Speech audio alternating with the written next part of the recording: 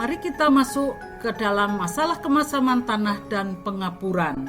Pengapuran di sini apakah yang dimaksud dengan pengapuran tulang ataukah karena pengapuran untuk 17-an, mengapur dinding-dinding, mengapur pagar dalam rangka untuk memperindah lingkungan kita untuk 17-an dan seterusnya. Apakah ke situ? Kayaknya bukan ya. Yuk kita segera mulai saja. Assalamualaikum warahmatullahi wabarakatuh.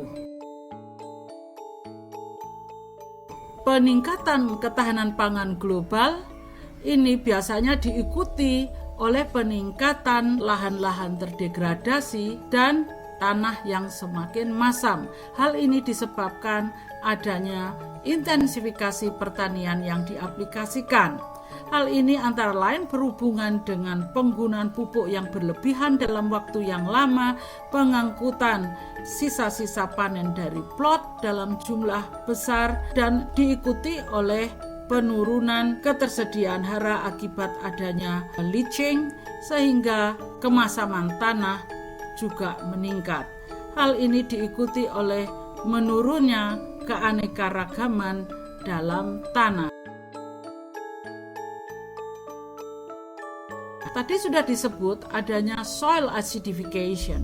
Apa itu soil acidification?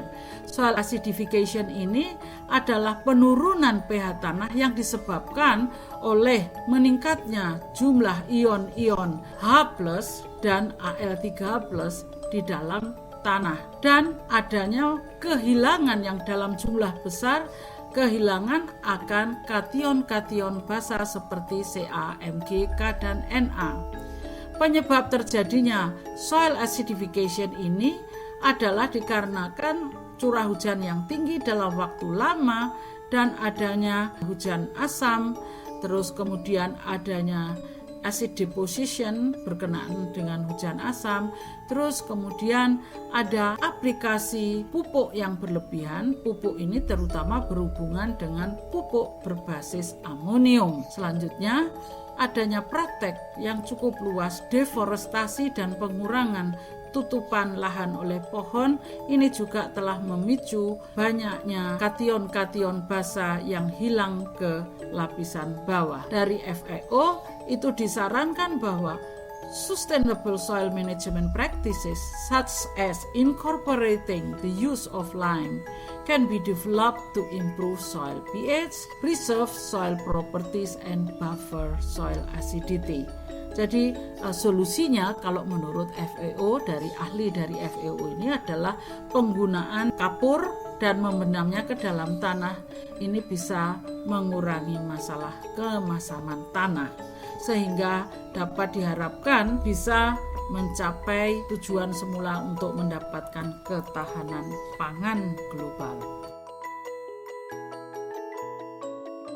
Apa capaian pembelajarannya kali ini? Mahasiswa diharapkan memahami, ya, yang pertama adalah memahami akan penyebab terjadinya kemasaman tanah, bagaimana dan mengapa pengasaman tersebut terjadi, kemudian bagaimana mengukur kemasaman tanah tadi, variabelnya apa saja yang diukur. Kemudian mahasiswa diharapkan paham masalah kesuburan tanah di tanah masam serta mampu mencari jalan keluar, berikan alternatif teknologi terhadap penanganan masalah kemasaman tanah dan pengapuran. Apa penyebab terjadinya kemasaman tanah? Sebenarnya tanah masam itu adalah tanah yang rendah pH-nya. Nilai pH rendah ini menunjukkan jumlah konsentrasi ion hidrogen di dalam tanah. Semakin tinggi kadar ion H+ di dalam larutan tanah, maka tanah tersebut semakin masam. Kalau di Indonesia umumnya tanah bereaksi masam ini dengan nilai pH rata-rata 4-5,5, umumnya terdapat di luar Jawa. Tanah masam sering menyebabkan menurunnya produktivitas berbagai jenis tanaman.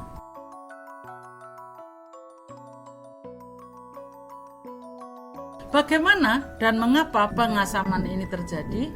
Kemasaman tanah terjadi secara alami di daerah curah hujan tinggi, termasuk humid, region subhumid tropis. Tanah ini tadi bervariasi sesuai dengan geologi landskapnya, mineralogi lempung, tekstur tanah, dan kapasitas penyangganya. Pengasaman tanah adalah proses alami yang dipercepat oleh beberapa praktek pertanian yang diikuti oleh pencucian nitrat. Kalau kita perhatikan dari gambar di atas ini merupakan siklus dari nitrogen yang menstimulir terjadinya kemasaman tanah.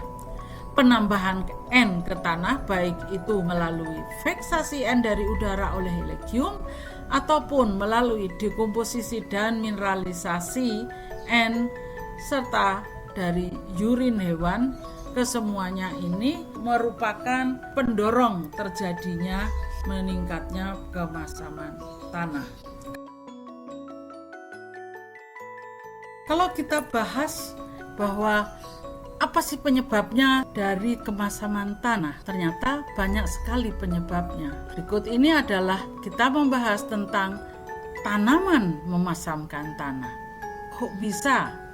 Ya, jadi lihat gambar ini, akar tanaman menyerap hara dalam bentuk kation. Kation ini tentunya bermuatan positif seperti NH4, K+, Ca2+, atau Mg2+, atau bisa pula sebagai anion yang di sebelah kanan ini. Yang anion itu bermuatan negatif seperti NO3-, H2PO4- atau SO4-. Ya, ini semuanya yang kation dan anion yang diserap oleh tanaman. Apa yang terjadi ketika kation diserap oleh tanaman, ion H dikeluarkan ke dalam tanah. Apa tujuannya? Ini merupakan strategi dari tanaman untuk menjaga keseimbangan listrik dalam tubuhnya. Ketika anion diserap oleh tanaman, maka ion OH- diekskresikan ke dalam tanah. Ya, jadi dengan demikian kalian bisa bayangkan kalau kation yang diserap, maka ada pelepasan ion H. Bagaimana konsekuensinya bagi reaksi tanah? Kalau tanaman menyerap anion, ion OH dilepaskan. Apa yang terjadi dengan pH tanah? Inilah tanaman mempunyai pengaruh yang cukup signifikan terhadap perubahan pH tanah. Tumbuhan pada umumnya menyerap lebih banyak kation daripada anion. Bahan organik sifatnya menjadi lebih basah daripada masam karena mereka pada umumnya tumbuhan ini menyerap kation. Dalam sistem alami, tanaman yang mati akan membusuk dan kembali ke dalam tanah. Karena tadi bahan dasarnya bersifat basah, maka bahan mati tadi dapat menyeimbangkan keasaman yang disebabkan oleh ion H+ yang tadi akibat adanya asimilasi hara oleh tanaman. Ya, paham ya? Dia menyerap kation, dikeluarkan kation juga ion H+. Kalau menyerap anion, maka dilepaskan anion hidroksida. Nah, kalau demikian bagaimana perubahan di dalam tanah dan bagaimana konsekuensinya kalau tanaman itu lebih banyak menyerap kation, bagaimana konsekuensinya bahan organik yang ada di dalam tanaman, residunya nanti akan kembali ke tanah, akan banyak mengandung kation atau anion, dan bagaimana nanti pengaruhnya terhadap reaksi tanah. Kemasaman tanah ini sebagai konsekuensi adanya praktek pertanian. Praktek pertanian ini menyebabkan terjadinya kemasaman tanah. Beberapa reaksi penting yang terlibat silahkan Anda pelajari dan lihat di sini bahwa yang pertama terjadinya kemasaman tanah itu ada CO2 hydrolysis karena adanya reaksi dengan air. CO2 yang bereaksi dengan air akan membentuk bikarbonat dan bikarbonat ini akan kembali terurai menjadi H+ plus HCO3-. Nah, H+ inilah yang akan bisa menyebabkan terjadinya kemasaman tanah. Yang kedua, respirasi akar dan biota menghasilkan CO2- di dalam pori-pori tanah dan menghasilkan H+ seperti reaksi yang telah saya ceritakan sebelumnya. Yang ketiga, ternyata adanya proses dekomposisi bahan organik yang ada di permukaan tanah ini juga melepaskan asam-asam organik kuat dan H+. H+ inilah yang akan menyebabkan tanah menjadi lebih masam. Reaksi yang keempat adalah nitrifikasi N dari udara, di mana NH4 dalam suasana aerobik akan diperoleh NO3- dan selanjutnya akan dilepas H2O dan 2H+, ya. Jadi 2H+ kembali menyebabkan kemasaman tanah. Dan yang terakhir mungkin adalah deposisi atmosfer. Jadi semacam hujan asam yang beberapa 30 tahun yang lalu diramaikan di Eropa karena banyaknya H2SO4, karena banyaknya polusi dari daerah-daerah industri yang kemudian menyebabkan H2SO4 ini tadi terurai lagi menjadi H2+SO4 2- sebagai gas. H2 inilah yang menyebabkan adanya hujan asam yang masuk ke dalam tanah. Demikian juga HNO3. Ini saya kutip dari Sanchez 2019.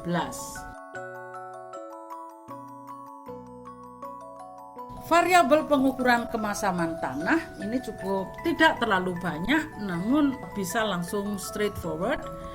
Namanya saja kemasaman tanah, ya apa saja yang harus diukur? Diamati adalah pH tanahnya, kemudian adalah kation-kation asamnya, yaitu HDD+ dan AlDD3+, kejenuhan aluminium atau aluminium saturation, dan P tersedia.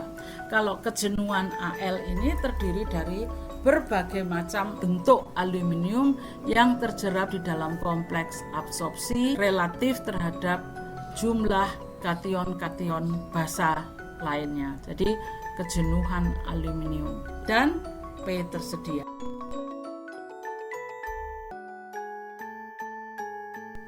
Ada 30 sumber kemasaman, yaitu kemasaman aktif, di mana kemasaman aktif ini terdiri dari jumlah ion H+ yang berada dan telah larut di dalam larutan tanah. Kumpulan aktif dari ion H+ berada dalam keseimbangan dengan ion H+ yang dapat ditukar yang berada di kompleks pertukaran kation tanah. Kemasaman aktif dapat ditentukan secara langsung menggunakan pengukur pH. Pool yang kedua adalah kemasaman yang dapat ditukar mengacu pada jumlah kation asam, yaitu Al3+ dan H+ yang ada di kompleks pertukaran kation. Ketika KTK suatu tanah tinggi tetapi memiliki kejenuhan basa yang rendah, maka tanah tersebut menjadi lebih tahan terhadap perubahan pH. Akibatnya diperlukan penambahan kapur yang lebih banyak untuk menetralkan kemasaman. Tanah kemudian disangga terhadap perubahan pH. Kemasaman sisa itu adalah yang ketiga nih, terdiri dari semua Al3+ dan H+ yang terikat dalam mineral tanah. Dari semua pool, sisa kemasaman ini paling sedikit tersedia. Kita flashback ya sebentar tentang soil acidity dari mata kuliah DIT dulu, bahwa Al3+ H+ ini adalah kation masam dan kation basa Ca, Mg, dan K itu terjerap di dalam kompleks adsorpsi, yaitu di permukaan mineral liat dan bahan organik tanah. Ini kation yang berada dalam kompleks adsorpsi ini dinamakan exchangeable cation. Kalau Al dan H itu lebih disebut dengan exchangeable acidity. Jadi ini adalah semacam kation penyebab asam. Nah, yang di sebelah kanan kalau kita perhatikan bahwa ada keseimbangan di dalam tanah ini berhubungan dengan soil solution. Soil solution ini banyak terlepas dengan adanya Ca, Mg, K, Al3+, ada AlOHX, aluminium hidroksida, dan H+. Ini semua berada di dalam soil solution yang biasanya disebut dengan active acidity adalah H+-nya. Apa indikator dari kemasaman tanah? Kalau kita dari tanah ini, pH tanah itu yang paling umum dipakai sebagai indikatornya. Kalau kita perhatikan gambar sebelah kanan, ini yang di tengah adalah 6, yang ke bawah ini sudah masam, 6 ke atas itu sudah basah. Basah ini bisa tergantung dari jenis tanaman yang akan kita tanam. Apakah kita ingin mengubah pH tanah lebih besar dari 7 atau lebih besar dari 6, atau 7 kurang dari 7 atau kurang dari 6. Ya, kalau menurut klasifikasi ini extremely acidic itu kalau kurang dari 4,5, ini biasanya di lahan gambut dan hampir tidak ada tumbuhan, ada tapi hanya sangat terbatas. Kemudian yang neutral itu antara 6,6 sampai 7,5. Nah, kita biasanya ingin mengubah dari kondisi yang sedikit masam menjadi moderately acidic antara 5,6 sampai 6,0. Kalau kita ingin mengubah sampai ke neutral 7,5, misalnya dari 4,5, ini amat sangat besar. Peningkatan pH 1 saja itu sudah meningkatkan 10 katayon H+ yang ada di dalam larutan tanah yang harus dikurangi. Ya, kalau 2 yaitu sudah 100, kalau 3 ya sudah 1000. Jadi karena pH itu adalah log min konsentrasi H+. Mungkin di antara kalian bertanya-tanya, kayak apa sih reaksinya dari pemberian kapur itu? Nah, kalau kita lihat di sebelah kiri ini ada liming reaction, ada gypsum reaction. Kalau penambahnya dengan gypsum itu CaSO4. Kalau lime biasa itu kalsium karbonat. Dengan adanya H+ yang berada di kompleks adsorpsi dari clay, itu akan terjadi substitusi isomorfis di mana H digantikan oleh Ca, kemudian menjadi H2CO3. Dengan di dalam larutan tanah, maka H2CO3 ini tadi terurai menjadi H2O plus CO2.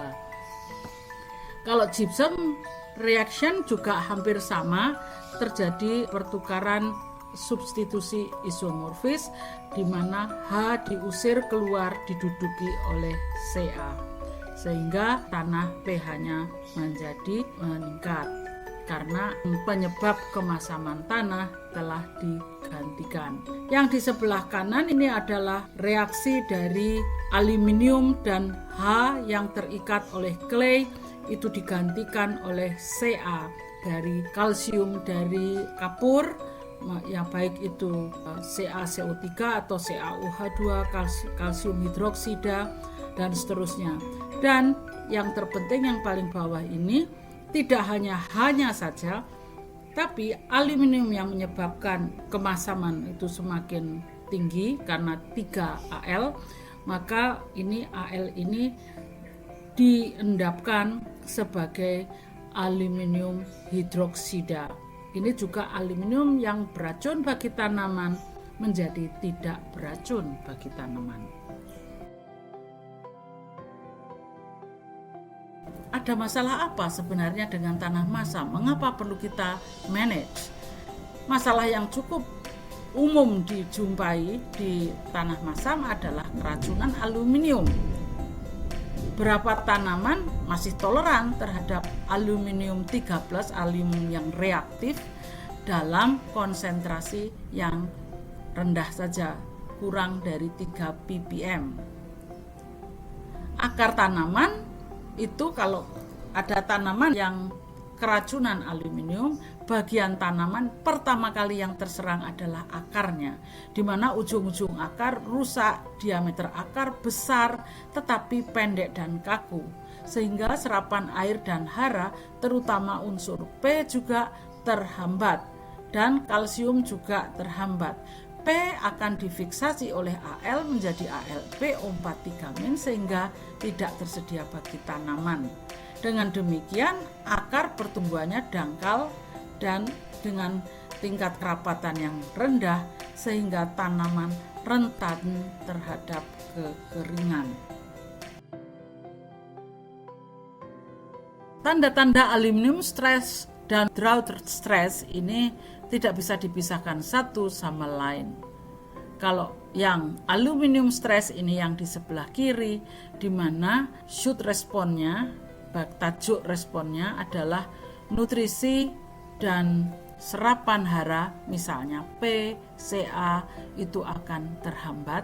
Kemudian karena terhambat penyerapan haranya, maka ekspansi dari daun-daun juga terhambat dan stomata tertutup sehingga fotosintesis berkurang. Dengan demikian produksi pertumbuhan dan produksi tanaman ini juga berkurang. Karbohidrat yang diangkut ke dalam akar juga berkurang. Dengan demikian karena kurang dari atas, maka perpanjangan akar tanaman terutama akar-akar halus itu juga akan berkurang. Jadi ada disruption terhadap membran plasma dan ada stres oksidatif. Sedangkan yang di sebelah kanan itu berhubungan dengan drought stress, di mana tanaman menunjukkan shoot responnya adalah berupa leaf expansionnya itu berkurang, turgornya itu berkurang, layu, terus kemudian ABA accumulation. Jadi ini menyebabkan stomata tertutup dan fotosintesis berkurang. Dengan demikian root responnya itu juga hampir sama, cuman reduce root elongation by interacting with the distal. Ya, jadi dengan adanya pembagian makanan bukan sisa tapi hasil fotosintesis dari atas berkurang, dengan sendirinya energi yang dikirim ke bawah juga berkurang. Sehingga pertumbuhan akar pun juga akan berkurang. Berikut ini saya tunjukkan dari hasil penelitian yang saya dapat dari internet, bahwa dari ini ada linknya, silahkan akses di sana, yaitu tentang tes toleransi dari jagung, akar jagung. Gambar yang pertama ini adalah menunjukkan ujung akar 2 genotype jagung setelah perlakuan tanaman dengan 50 mikromolar Al dibandingkan dengan kontrol yang tidak ditambah oleh aluminium, dibiarkan selama 24 jam, kemudian diwarnai dengan hematoksilin. Perhatikan yang warna yang ditambah Al, warna akarnya tidak putih semulus yang tidak ditambah Al. Selanjutnya, dengan hasil scanning elektron mikrograf, ini gambar yang di tengah, itu adalah ujung-ujung akar yang diperlakukan dengan aluminium. Ya, yang di bagian atas itu UFVM 100 itu adalah jenis yang susceptible terhadap aluminium, sedangkan yang di bawah ini yang lebih toleransi. Kita perhatikan yang di atas maupun yang di bawah, bila keduanya mendapatkan perlakuan penambahan aluminium di dalam waktu 24 jam menunjukkan kerusakan yang jelas sekali. Dapat diperhatikan di sini. Nah, selanjutnya kalau dari hasil pengukuran panjang akar, pertambahan panjang akar dari peningkatan aluminium di dalam larutan hara yang dipergunakan hubungannya dengan root elongation, diperhatikan bahwa UFVM yang 100 itu yang susceptible, yang tidak toleran dibandingkan dengan yang toleran. Nampaknya yang toleran ini walaupun kelihatan akarnya pun juga mengalami gangguan, namun total perpanjangan akar atau pembelahan sel ujung-ujung akar masih tetap banyak seperti yang terjadi pada varietas yang susceptible terhadap aluminium. Hal ini kemungkinan disebabkan oleh adanya fiksasi oleh aluminium di dalam dari larutan tanah itu oleh P yang terjadi di ujung-ujung akar. Dengan demikian aluminium tidak masuk ke dalam tubuh tanaman sehingga perkembangan pembelahan sel akar masih bisa berlangsung sehingga tidak ada perbedaan antara kedua varietas tersebut. Contoh kasus berikutnya adalah dari Ultisol, Lampung Utara, di mana tanah di sini adalah tanahnya bereaksi masam. Lahan ini yang ada di sini tadinya adalah berupa hutan, 15 tahun kemudian dikonversi, telah berubah menjadi alang-alang, setelah diusahakan menjadi lahan pertanian, berubah menjadi alang-alang. Kemudian lahan bekas alang-alang ini akan ditanami jagung. Maka diperlakukan seperti yang ada di dalam gambar ini. Yang kesatu adalah kontrol, tidak ada penambahan pupuk, tidak ada penumbuhan pupuk, hanya masukan bahan organik selama pemberoan selama 2 tahun. Ya, setelah itu dibandingkan dengan yang nomor 2. Nomor 2 depan ini adalah plus N, diperlakukan dengan menambahkan N. Terus yang ketiga ini ditambahkan dengan P. Bagaimana menurutmu? Perhatikan dengan baik. Bagaimana menurutmu? Ada perbedaan? Oke. Yang keempat bagaimana? Keempat adalah merupakan penambahan dari pupuk N dan P. Nah, kalian bisa lihat sendiri. Ambillah kesimpulannya. Kalau begitu, tanah-tanah yang telah diterlantarkan dari lahan pertanian menjadi lahan alang-alang itu mengalami keterbatasan hara yang tidak bisa mencukupi pertumbuhan tanaman jagung. Hara yang macam apa yang kekurangan? Silahkan jawab, tulis dalam kertas dan laporan dalam tugas terstruktur. Pengukuran keracunan aluminium dapat diukur dari 3 parameter di bawah ini. Yang pertama adalah kejenuhan aluminium, yaitu persentase dari kadar ALDD terhadap total KTK. Sedangkan ALDD, aluminium dapat dipertukar, adalah bentuk aluminium triplus reaktif yang meracuni akan tanaman yang berada di dalam kompleks pertukaran dan di dalam larutan tanah. Aluminium berikutnya adalah bentuk monomerik. Ini terdiri dari kumpulan aluminium reaktif 3+, aluminium hidroksida, dan aluminium sulfat. Kalau dari laporan beberapa artikel bahwa aluminium sulfat ini the least, yang paling tidak beracun bila dibandingkan dengan kelima sister lainnya. Saya sebutkan tadi bahwa parameter penting yang ada di dalam tanah yang merupakan parameter untuk kemasaman tanah selain pH tanah adalah aluminium exchangeable, tapi ada lagi yaitu aluminium saturation atau kejenuhan aluminium. Kejenuhan aluminium ini mempunyai pengaruh dampak yang merugikan bagi produksi tanaman. Contohnya di sini adalah terhadap sweet potatoes atau ubi jalar. Ini dengan meningkatnya aluminium saturation meningkat hingga 80, maka terjadi penurunan yield produksi dari 14 ton per hektar menjadi sekitar hanya 2 ton per hektar saja. Bagaimana penanganan masalah kemasaman tanah ini? banyak cara sebenarnya, tapi yang saya sebutkan di sini yang umum dilakukan adalah yang utama saja, yaitu seleksi tanaman yang toleran terhadap kemasaman tinggi. Ya, ini kita lihat apa yang ada di situ, kan tidak mungkin lahan di situ gundul. Nah, itu yang kita ambil, terutama yang tahan terhadap keracunan aluminium. Yang kedua adalah dengan melakukan pengapuran. Di sini pengapuran adalah menambahkan kapur, yaitu penambahan Ca atau Mg karbonat untuk mengurangi kadar aluminium reaktif. Yang ketiga, menambah pupuk P untuk memfiksasi aluminium. Ini sudah merupakan tindakan untuk detoksifikasi. Ya. Pada bagian ini sebenarnya bahasan kita akan lebih difokuskan pada bagian pengapuran. Namun di lapangan petani bisa saja mengkombinasikan dari ketiga alternatif ini. Misalnya diseleksi menggunakan tanaman varietas yang diseleksi, kemudian ditambah dengan sedikit pupuk P dan sedikit kapur. Tidak bisa 100% hanya ini saja, hanya yang B saja atau yang C saja.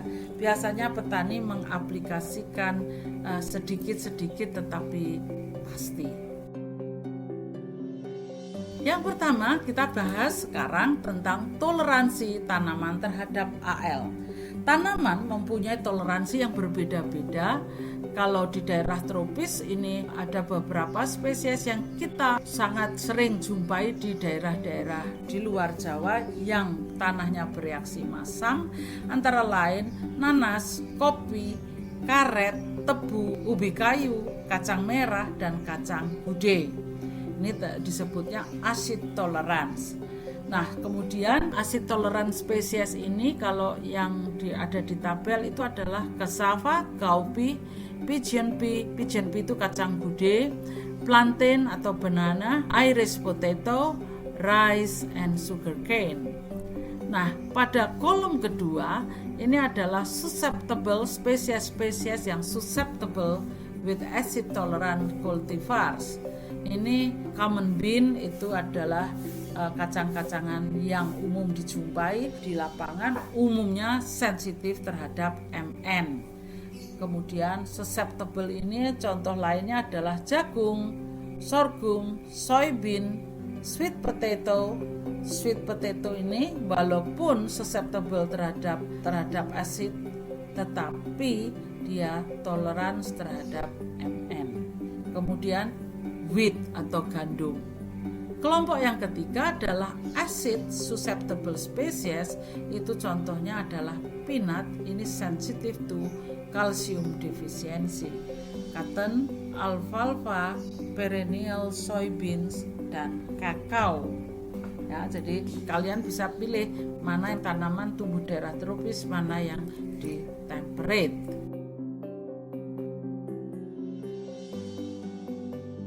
Guna menangani masalah kemasaman tanah, para petani pada umumnya menggunakan kapur, aplikasi kapur ke lahannya. Kapur ini yang digunakan umumnya kalsit dan dolomit, magnesium karbonat, yang sekarang lebih banyak menggunakan kaptan kapur tani. Tujuannya adalah untuk menekan aluminium ke tingkat yang bisa diterima oleh tanaman, meningkatkan hara esensial terutama Ca, Mg, dan P, dan yang ketiga adalah menekan konsentrasi Mn yang meracuni tanaman. Bila pada tanah tersebut Mn diduga terlalu tinggi, maka pH harus dinaikkan menjadi 6. Faktor-faktor apa saja yang harus dipertimbangkan kalau kita akan melakukan pengapuran? Yang pertama adalah jumlah kapur yang dibutuhkan untuk menekan AL hingga konsentrasi yang diharapkan, di mana tingkat toleransi terhadap aluminium ini bervariasi antar tanaman. Yang kedua adalah jenis kapurnya atau kehalusan dari bubuk kapurnya. Ini seperti gambar yang di sebelah kanan. Ini saya ambil tentang time, waktu penetralan pH tanah, dan soil pH yang sumbu Y-nya. Ini menggunakan berbagai macam kapur. Kapur yang 100 mes ini adalah kapur yang halus, yang 40 sampai 50 mes itu agak kasar, dan yang 20 sampai 30 mes ini kasar. Hasilnya menunjukkan bahwa dalam waktu 2 minggu atau 2 hingga 6 minggu dari kapur yang berukuran halus 100 mes telah diperoleh pH lebih dari 6,5. Sebaliknya, kalau kita masih menggunakan kapur berukuran sedang atau kasar, yang lebih kasar, akan membutuhkan waktu lebih lama untuk mencapai 6,5 atau bahkan bila terlalu kasar sampai 35 bulan atau 36 bulan masih belum tercapai pH yang diinginkan, yaitu 6,5. Faktor yang ketiga adalah teknik penempatannya. Jenis tanaman yang akan ditanam ini sangat menentukan agar tidak berlebihan sehingga akan mengganggu lingkungan di sekelilingnya. Bagaimana pengapuran menetralkan kemasaman tanah? Kapur dengan 2 ion H dalam larutan tanah akan bereaksi melepaskan 1 Ca2+, H2O, dan CO2. Nah, Ca2+ ini merupakan kation penghasil basa. CaCO3 plus air akan dilepaskan pula Ca2+, asam karbonat, dan ion hidroksida. Ion hidroksida inilah yang menyebabkan peningkatan pH tanah. Jadi CaCO3 ini bereaksi dengan H+ membentuk HOH atau air, atau bisa juga memfiksasi Al menjadi aluminium hidroksida sehingga aluminium hidroksida ini mengendap dan tidak beracun bagi tanaman. Dari artikel koran yang saya baca di sini ada kabar tani. Ini adalah menarik, saya ambil dikarenakan ada petunjuk pengapuran yang bisa dipakai rujukan oleh petani. Dasar pertimbangannya adalah peningkatan pH tanah yang diinginkan dan jenis tanaman yang ditanam. Jadi ada peningkatan pH tanah yang diharapkan, ini ditentukan oleh jenis tanaman yang ditanam.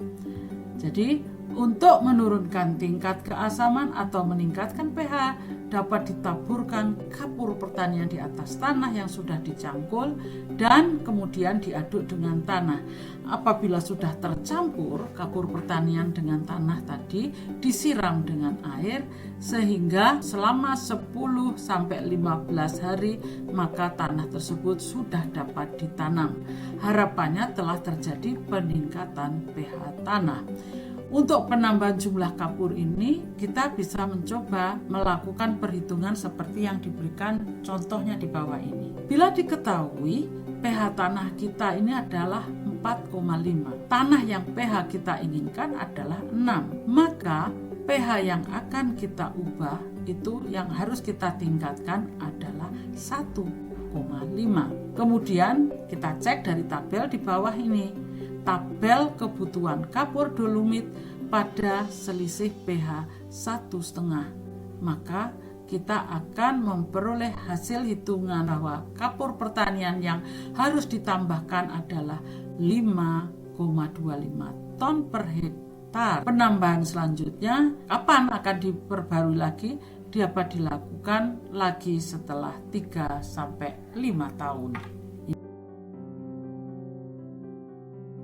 Ini adalah tabel tadi yang menunjukkan selisih pH kapur yang harus ditambahkan. Ini kalau selisih pH-nya 2, jumlah kapur tani yang harus ditambahkan adalah 6,83. Ini semua telah melalui kalkulasi seperti yang ditunjukkan tadi di depan.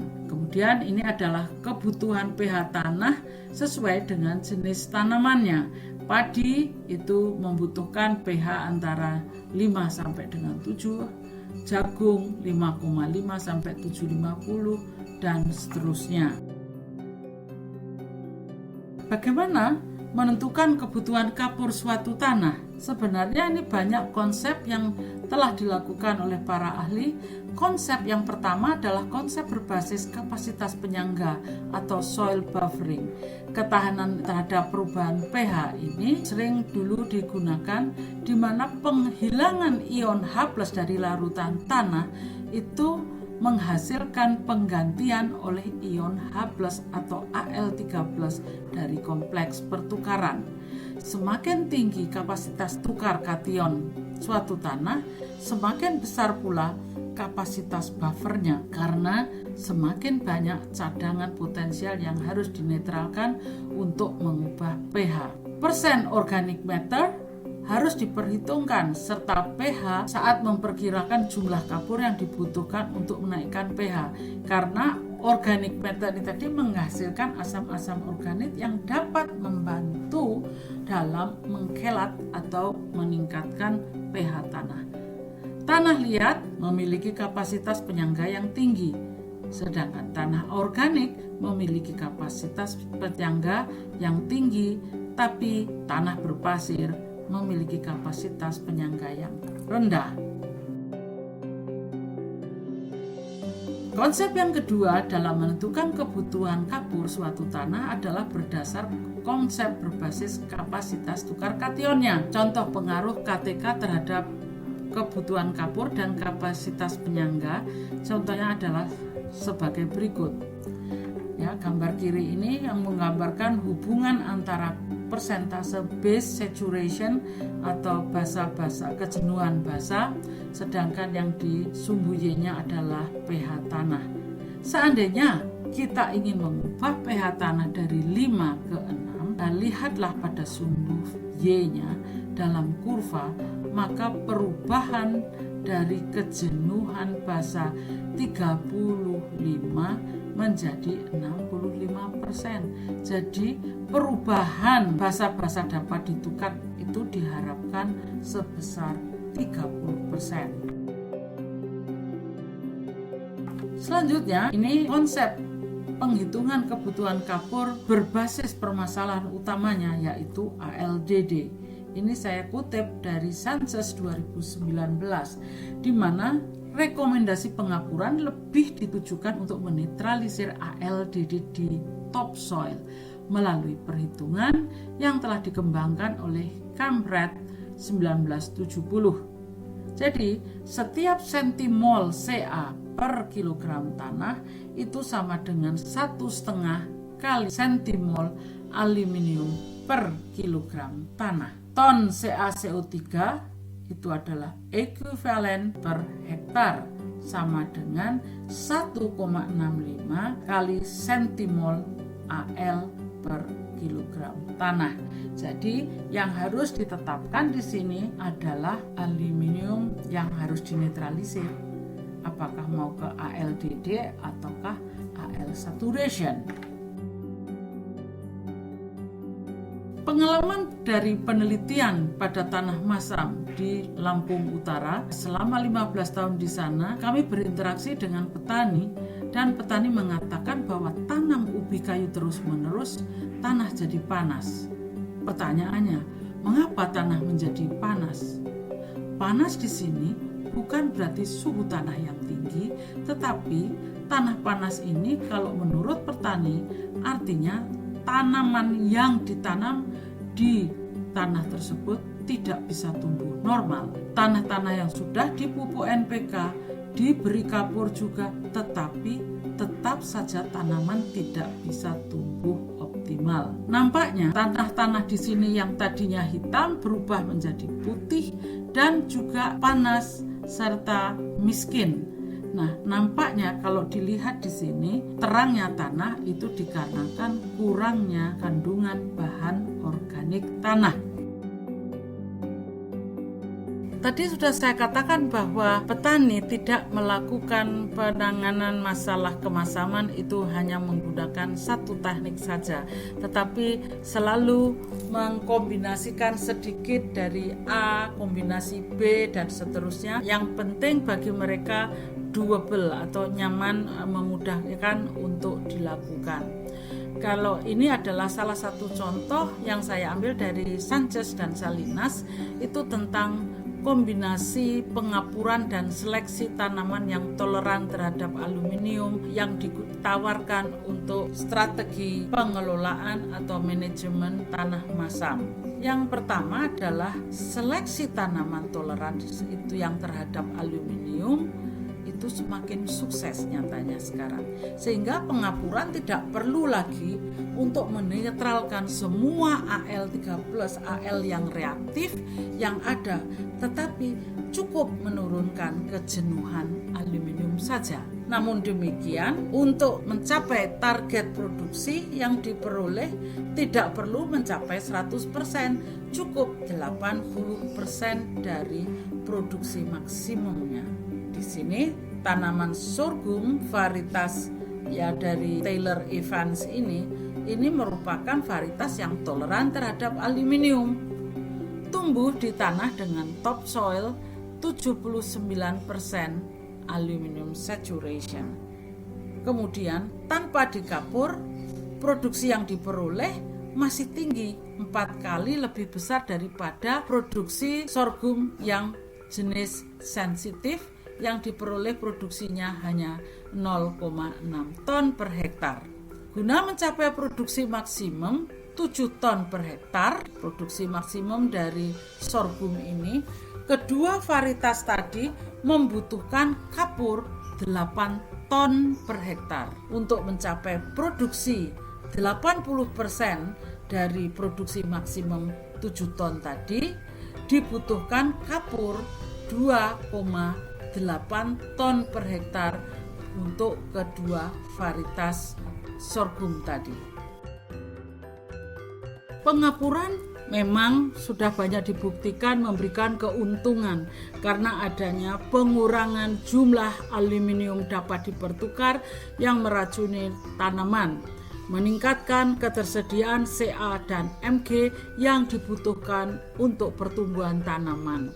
Namun demikian, ada laporan banyak bahwa risiko terjadinya overliming ini bahwa produksi masih tetap rendah walaupun telah diberikan pupuk dan telah diberikan kapur.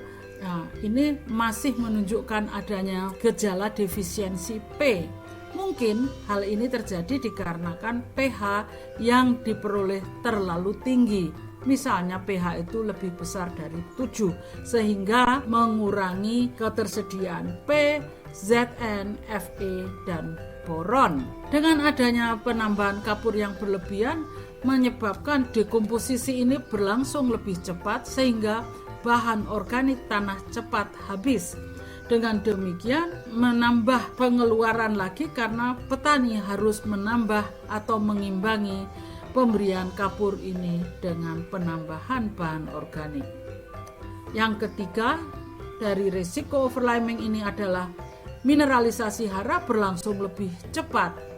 Risikonya banyak hara yang hilang melalui pencucian dan melalui runoff apabila hara tersebut masih belum dibutuhkan oleh tanaman. Jadi berada bebas di dalam larutan tanah. Ternyata pengapuran mempunyai efek lain, efek residunya cukup panjang. Ini sebagai contoh yang di sebelah kiri adalah efek residu berbagai level pemberian kapur sebanyak 6-8 ton per hektar terhadap produksi jagung yang diamati dari 3 waktu pengamatan, yaitu pada 1 tahun setelah pemberian, second year 2 tahun, dan yang ketiga adalah 8 tahun yang merupakan panen dari penanaman ke-8. Hasilnya kita bisa lihat di sini yang warna biru itu adalah 1 tahun setelah pemberian kapur, masih tinggi semuanya, namun pada rate 4 ton per hektar itu sudah tidak meningkatkan produksi lagi. Kemudian yang pada tahun kedua itu adalah terjadi peningkatan hingga 4 ton masih sama, namun kembali terjadi penurunan. Peningkatan kapur tidak menguntungkan lagi. Kemudian pada 8 tahun setelah aplikasi pertama tadi. Dapat dilihat di sini peningkatan pemberian kapur itu meningkat, bahkan masih terus meningkat. Jadi artinya ini adalah ada residu yang dari kapur yang kita berikan itu masih terus memberikan dampak untuk meningkatkan pH tanah serta penyediaan unsur-unsur hara makro yang dibutuhkan oleh tanaman, sehingga produksi tanaman pun juga masih tetap meningkat. Bagaimana dengan efek vertikalnya dari pengapuran? Ini yang di sebelah kanan itu ada pengapuran 0, 3,6 dan 7,2 ton per hektar yang dilakukan 4 tahun sebelum pengukuran kesuburan kimia tanah ini. Kalian perhatikan bahwa yang hitam, dot hitam ini adalah 0, itu artinya kontrol. Aluminium saturation itu dengan adanya pengapuran itu memang terus menurun, maksud saya hanya sampai 20 cm kedalaman saja. Di bawahnya kembali meningkat. Jadi artinya penambahan kapur itu hanya menyelesaikan masalah aluminium sebatas kedalaman 20 cm saja. Di bawahnya masih tetap ada keracunan aluminium. Demikian juga pH-nya yang di perlakuan yang kontrol tidak ditambah kapur juga masih sama, ya, yang di atas maupun di bawah. Jadi kalau kita perlihatkan di sini Ca dan Mg terjadi peningkatan hanya di lapisan atas saja, di lapisan maksimum 30 cm. Di bagian bawah kembali sama dengan yang 0. Jadi sebenarnya pengapuran itu memang membantu menetralkan, membantu mengurangi keracunan aluminium, meningkatkan Ca, meningkatkan Mg, tetapi hanya di bagian lapisan atas saja, maksimum sampai kedalaman 30 cm saja. Kemudian efek residu dari pengapuran itu memang ada. Perlakuan kapur, penambahan kapur hingga 8 ton per hektar itu nampaknya akan menunjukkan respon yang lebih tinggi pada waktu 8 tahun setelah aplikasi. Sedangkan pada saat 1 tahun, 2 tahun tidak menunjukkan peningkatan yang jelas. Itu kira-kira masalah kapur yang ternyata tidak semudah yang kita bayangkan. Tambahi kapur, pH meningkat, kemudian aluminium turun, produksi meningkat. Tidak semudah itu. Ternyata banyak konsekuensi yang ada. Yang penting kalian semua aware akan risiko-risiko yang mungkin masih terjadi di dalam tanah. Sebagai penutup dari pertemuan ini adalah bagaimana manajemen yang bisa kita lakukan pada lahan-lahan pertanian intensif untuk mengurangi kemasaman tanah. Ada 2 hal yang kita perlu perhatikan adalah yang berhubungan dengan pemupukan nitrogen dan pemupukan dari penambahan kation-kation melalui pengapuran. Pada intinya berhubungan dengan nitrogen kita harus mengurangi input NH4. Jadi kita berusaha meningkatkan, mengoptimalkan N input dengan mensinkronkan antara supply N, pemberian N dengan saat tanaman membutuhkan agar tidak banyak yang hilang karena pencucian. Yang kedua, kita harus memperhatikan N fertilizer types itu dari bentuk nitrat. Ini harus kita perhatikan supaya tidak mudah hilang ke pencucian. Jadi carilah pupuk N yang tidak ke bentuk nitrat, karena itu strategi untuk mengurangi kehilangan nitrat melalui pencucian. Nah, bagaimana dengan yang sebelah kanan dalam hubungannya dengan kation basa? Inputnya itu dengan jalan mengatur balance yang terangkut melalui panen karena basa-basa dapat dipertukar masuk ke dalam tanah, diserap oleh tanaman menjadi bagian dari biomasa tubuh tanaman yang tidak terangkut kation yang berada dalam tanah akan tercuci ke lapisan bawah. Kemudian yang terangkut oleh tanaman ini ada berpotensi hilang pula terangkut panen. Namun apabila panen hanya yang diambil bagian yang dipanen saja, residunya kembali lagi ke dalam tanah, ini paling tidak bisa mengurangi risiko pemasaman tanah. Jadi dua hal di dalam memitigasi asidifikasi tanah pada lahan pertanian adalah dengan jalan memperbaiki manajemen nitrogen dan manajemen kation basa. Kation basa ini bisa dilakukan dengan mengatur atau mengurangi kehilangan atau pengangkutan biomasa beserta kation-kation di dalamnya dan meningkatkan kation basa kembali ke dalam tanah. Sedangkan untuk manajemen N kita upayakan untuk mengurangi NH4 input dan mengurangi kehilangan nitrat karena leaching. Meningkatkan ini bisa dilakukan dengan mensinkronkan saat pemberian N ke dalam tanah dengan saat tanaman membutuhkannya. Kalau boleh, saya akan meringkas dari pertemuan kita ini. Penambahan kapur memang meningkatkan pH, maka beberapa unsur esensial pun juga meningkat. Antara lain P tersedia, kalsium dapat dipertukar, magnesium dapat dipertukar, semuanya meningkat. Bagaimana dengan unsur beracun seperti ALDD, mangan, dan Zn ini menurun. Ini menguntungkan, meningkatkan pelepasan hara yang tersedia yang menguntungkan pertumbuhan dan produksi tanaman, sehingga semakin banyak biomas yang dihasilkan dalam waktu hingga 2 tahun. Setelah lebih dari 2 tahun harus diadakan aplikasi lagi. Ini adalah agronomic result ya dari penambahan kapur. Bagaimana dengan proses-proses lain sebagai efek samping dari penambahan kapur ini adalah bahwa dekomposisi bahan organik dan mineralisasi hara ini akan berlangsung lebih cepat yang membantu kembali pelepasan hara yang memang dibutuhkan oleh tanaman. Dengan demikian produksi memang akan meningkat.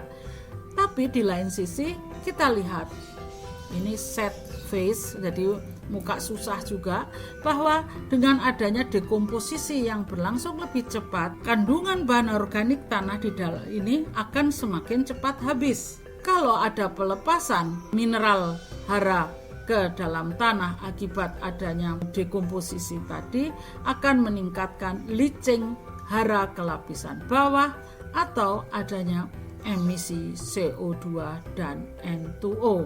Ini adalah dampak pengaruh sampingan dari adanya pengapuran. Saran yang diberikan adalah 3 hal pendekatannya, bisa melalui sedikit dosis pengapuran dibarengi dengan penambahan bahan organik dan ditambah lagi dengan seleksi tanaman yang tidak terlalu sensitif terhadap kemasaman tanah.